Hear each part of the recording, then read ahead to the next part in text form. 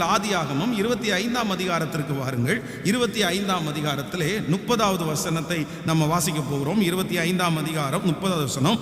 அப்பொழுது ஏசா யாக்கோபை நோக்கி, அந்த சிவப்பான கூழிலே நான் சாப்பிட கொஞ்சம் தா, இளைத்திருக்கிறேன் என்றார். இதனாலே அவனுக்கு ஏதோம் என்கிற பெயர் உண்டாயிற்று. இன்னொரு விஷயம் எல்லாரும் வாசிக்கலாமே, 30வது பக்கத்தில் இருக்கிறது 30வது வசனம். அப்பொழுது ஏசா யாக்கோபை நோக்கி, அந்த சிவப்பான கூழிலே நான் சாப்பிட கொஞ்சம் தா.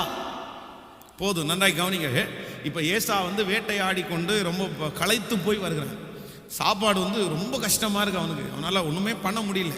சில நேரத்தில் நமக்கு பசி வந்தால் நமக்கு ரொம்ப தலை சுற்றுற மாதிரி ரொம்ப கஷ்டமாக இருக்கும். ஒரு சில நேரங்களில் வருகிற பசியை நம்ம தாங்கிக்கலாம்.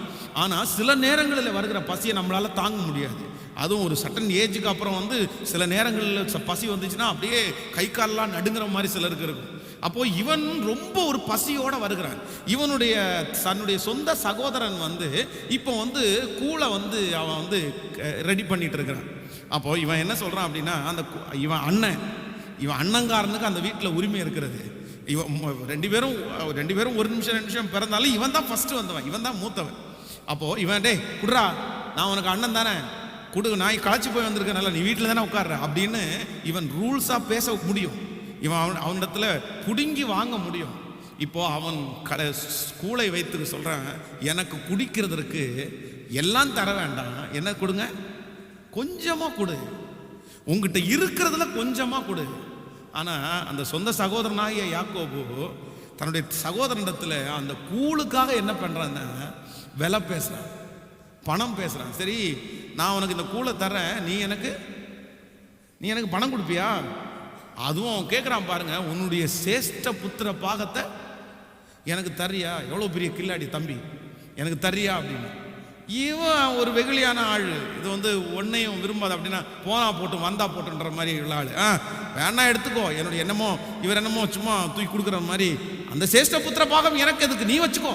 அதனுடைய மேன்மை அவருக்கு தெரில, ஏசாவுக்கு அவனுடைய மேன்மையே தெரில, வச்சுக்கோன்ட்டாரு. அப்போ நான் என்ன நம்புறேன் அப்படின்னா, இருக்கிறவர்கள் நமக்கு சகாயம் செய்யாவிட்டாலும் இந்த ஏசாவுடைய சாப்பாட்டு கொடுக்கிறதற்கு யாக்கோபிட்ட இருக்கு. இவன் கேட்கிறான், இல்லாதனால கேட்கல, உங்ககிட்ட இருக்குல்லப்பா, நீ இல்லாததை கொடுக்க வேண்டாம், இருக்கிறத கொஞ்சம் கொடுக்கலாம் இல்ல, இருக்கிறதுல எனக்கு ஷேர் பண்ணலாம் இல்ல. ஆனா ஆப்போசிட்ல இருக்கிறவருக்கு இருக்கிறத கொடுக்கறதுக்கு என்ன இல்லைன்னா மனசு இல்லை. நம்முடைய வாழ்க்கையில நிறைய நேரத்தில் நம்ம எதுல பாதிக்கப்படுவோம் அப்படின்னா, வச்சிட்டு இல்லைன்றாங்க பாருங்களேன், வச்சிட்டு கொடுக்க மாட்டான்றாங்க பாருங்களேன். அவங்கள பார்த்த உடனே நமக்கு நிறைய நேரத்தில் கஷ்டமாக இருக்கும். ஆனால் இன்னொன்று, அது அவங்க கஷ்டப்பட்டு சம்பாதிச்சது, அவங்க வச்சது. நம்ம அவங்களுடைய வாழ்க்கையில் நம்ம போய் என்ட்ராக முடியாது. கொடுக்கறதும் கொடுக்காததும் அவர்களுடைய இஷ்டம். ஆனால் இன்றைக்கு இந்த ஜபத்தில் இருக்கிற ஆண்டவருடைய பிள்ளையே, பாஸ்டர் அவங்க நினச்சா எனக்கு செய்யலாம் பாஸ்டர், அவங்கள்ட்ட அவ்வளோ இருக்குது, நான் ரொம்ப எல்லாம் கேட்கல, எனக்கு ஒரு சின்ன பார்ட்டை கொடுத்தாங்கன்னா நான் எழும்பிடுவேன், நான் நின்றுவேன் அப்படி என்கிற ஒரு மன வருத்தத்தோட.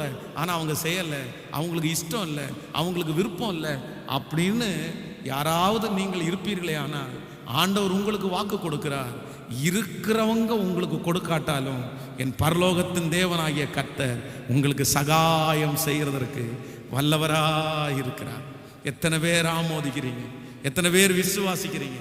இல்லை, இருக்கிறவங்கள நீங்கள் அவங்க வச்சிருக்கிறாங்க இவங்க வச்சிருக்காங்கன்னு நினைக்காதீங்க, அவங்களையே எதிர்பார்த்துட்டு இருக்காதீங்க. இன்னொன்று எனக்கு தெரியும், சில நேரங்களில் மற்றவர்களுக்கு நம்ம எவ்வளோ கொடுத்தாலும் சிலரை சோம்பேறித்தனமாக்குறோம். சிலர் சோம்பேறித்தனம் ஆயிடுவாங்க, அவங்க இன்னொருத்தருடைய கையை எதிர்பார்த்துட்டே இருப்பாங்க. நான் அடிக்கடி சொல்லுவேன், ஒருத்தருக்கு கொடுக்க பழகிட்டோம் அப்படின்னு சொன்னால் அந்த மனுஷன் என்ன பண்ணுவான் அப்படின்னா அடுத்த டைமும் அவரே தான் எதிர்பார்ப்பாங்க.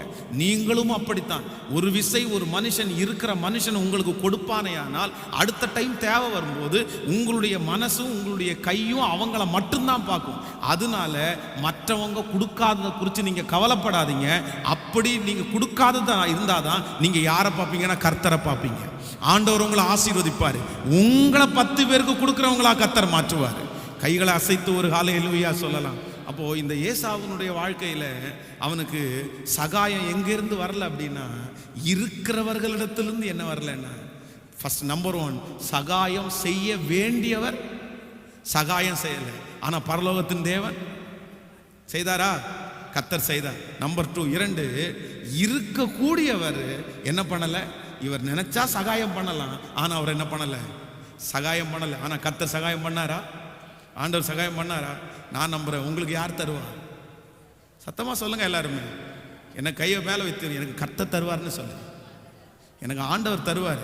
எனக்கு மனுஷன் தர வேண்டாம், எனக்கு இருக்கிறவங்க தர வேண்டாம், கோடீஸ்வரர்கள் தர வேண்டாம். என் ஆண்டவர் எனக்காக வழிகளை கர்த்தர் திறக்கிறதற்கு வல்லவராய் இருக்கிறார். என் கர்த்தர் திறக்கிறதுக்கு வல்லவராய் இருக்கிறார். கையை மேல உயர்த்தி நான் நம்புறேன் ஆண்டவரேன்னு சொல்லு. ஒரு 10 டைமாவது சொல்லுங்க, ஆண்டவரே நான் நம்புறேன், ஆண்டவரே நான் விசுவாசிக்கிறேன், ஆண்டவரே நான் விசுவாசிக்கிறேன், ஆண்டவரே நான் விசுவாசிக்கிறேன்ப்பா. ஹல்லேலூயா. எனக்காக யாவையும் செய்பவரே, செய்து முடிப்பவரே, எனக்காக யாவையும் செய்பவரே, செய்து முடிப்பவரே, என் பாரங்கள் என் சுமைகள், என் பாரங்கள் என் சுமைகள் உம் பாதத்து இறக்கி வைத்தே, உம் பாதத்து இறக்கி வைத்தேன். சொல்லு ஏசையா, ஏசையா உம்மை தானே என் முன்னே நிறுத்தியுள்ளே. ஏசையா உம்மை தானே என் முன்னே நிறுத்தியுள்ளே. ஹல்லேலூயா. ஒரு சாட்சியை உங்களுக்கு சொல்லுகிறேன். சென்னையில் இருக்கிற ஒரு போதகர் தன்னுடைய திருச்சபையினுடைய இடத்திற்காக ஒரு இடத்துல கொண்டு போய் அட்வான்ஸ் கொடுத்துட்டு வர்றாரு. ஆனால் அந்த பணத்தை அவரால் கட்ட முடியாத ஒரு சூழ்நிலையிலே தள்ளப்பட்டார். அந்த நேரத்தில் சர்ச்சில் இருக்கிற எல்லா ஒரு முக்கியமான சிலரை கூப்பிட்டு சொன்னாராமா, இந்த மாதிரி இந்த பணத்தை என்னால் கட்ட முடியல, ஆனால் அது ரொம்ப வேல்யூ உள்ள ஒரு இடம், இந்த இடத்த நம்ம விட்டுட்டோம் அப்படின்னு சொன்னால் பெரிய நஷ்டம் நமக்கு ஏற்படும், அதனால் எப்படியாவது இந்த இடத்த நம்ம சுதந்திரிக்கணும். ஒரே ஒரு ஐடியா இருக்குது, நம்ம மானாய் வருகிற பணத்தில் ஒரு பேங்க்கில் ஒரு லோன் எடுத்து நம்ம வந்து இந்த இடத்த வாங்கலான்னு நான் முடிவு பண்ணியிருக்கிறேன். லோனுக்கு அப்போ நமக்கு ரொம்ப ஹெல்ப் பண்ணுறதுக்கு அந்த அந்த டீம்லேயே ஒரு பிரதர் இருந்தார். அவரை கை காமிச்சு, இவங்க பேங்க்கில் தான் ஒர்க் பண்ணுறாங்க, அதனால இவங்க மூலமாக நம்ம அதை ட்ரை பண்ணலான்னு நான் நினச்சிட்டேன் அப்படின்னு சொல்லி அவர் எல்லாரையும் உட்கார வச்சு பேசினார். பேசினோடனே எல்லாருமே சொன்னாங்களாம்மா, நல்லது பாஸ்டர், நல்லது பண்ணிடலாம், அந்த இடத்த விட வேண்டாம், அது ரொம்ப லாபமாக நமக்கு கிடச்சிருக்குது அப்படின்னு எல்லாரும் பேசிட்டாங்க.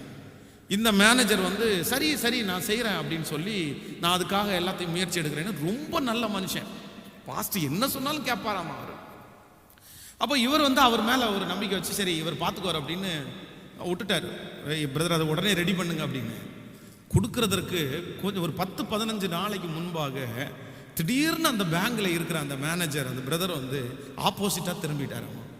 இல்லை நான் அப்படி உங்களுக்கு ஹெல்ப் பண்ண முடியாது, எனக்கு அதில் ஈடுபாடு இல்லை, ஒருவேளை கட்ட முடியாட்டா அப்புறம் எப்படி நான் கட்டுறது, நான் வந்து ஜாமீன் எல்லாம் பண்ண முடியாது அப்படின்னு கையை விரிச்சிட்டாரு. இவருக்கு என்ன பண்ணுறதுன்னே தெரில. அந்த பணத்தை கொடுப்பேன் என்று வாக்கு கொடுத்து விட்டார்.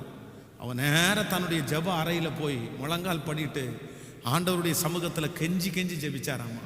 ஜெபிக்கும் போது ஒரு வார்த்தை சொன்னாராமா, முடவன் கொம்புத்தேனுக்கு ஆசைப்படக்கூடாது, நான் முடவன், நான் கொம்புத்தேனுக்கு ஆசைப்பட்டுட்டேன், என் மேலே தப்பு தான் ஆண்டவரே, என் மேலே தப்பு தான் அப்படின்னு ஆண்டவர் சொன்னாராமா. உன் மேலே என்னடா தப்பு, யூதருக்கு சகாயம் ரட்சிப்போம் வேறொரு இடத்துல இருந்து வரும், செய்ய வேண்டியவங்க உனக்கு செய்யலைன்றதுக்காக, சைன் போட வேண்டியவங்க உனக்கு சைன் போட முடியாதுன்றதுக்காக, அவங்க ஜாமீன் நிற்க முடியாது அப்படின்றதுக்காக நீ சோர்ந்து போகாத அப்படின்னு சொல்லி கர்த்தர் ஒரு நபரை அனுப்பி 2 கட்டப்பை நிறைய பணத்தை கொண்டு போய் அப்படியே டேபிள் மேலே வச்சு, இந்த பணத்தை கொடுத்து அந்த இடத்த கிரயம் பண்ணுங்க. நீங்கள் எப்போ ஆண்டவர் உங்களுக்கு கொடுக்குறாரோ அப்போ எங்களுக்கு வட்டியே இல்லாமல் திருப்பி கொடுத்த போதும் அப்படின்ட்டு கிட்டத்தட்ட ஒரு 2 கோடி ரூபாய்க்கு மேலே கொடுத்து அந்த இடத்த அவங்க வந்து அந்த இன்னைக்கு அந்த இடத்த கிரயம் பண்ணி அதில் இடத்துல திருச்சபை கட்டி கொண்டிருக்கிறாரு. ஆமேன்னு சொல்லுங்கள். அப்போ நான் என்ன நம்புகிறேன் அப்படின்னா, சில நேரத்தில் நம்ம நினைப்போம் அவங்கள்ட்ட இருக்குல்ல கொடுக்கலாமே அப்படின்னு. நான் சொன்னேன் அவங்களுக்கு இருக்குது அப்படின்னா அது அவங்க கர்த்தரிடத்துல வாங்கினது, அவங்கள்ட்ட இருக்கட்டும்.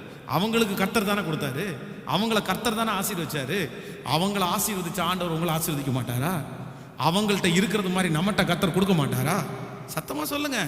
அவங்கள்ட்ட இருக்கிறத பற்றி நம்ம யோசிக்க வேண்டாம். என்னை தேவன் ஆசீர்வதிக்கிறதுக்கு தேவனால முடியும், எனக்கு கொடுக்கறதுக்கு ஆண்டவரால முடியும்.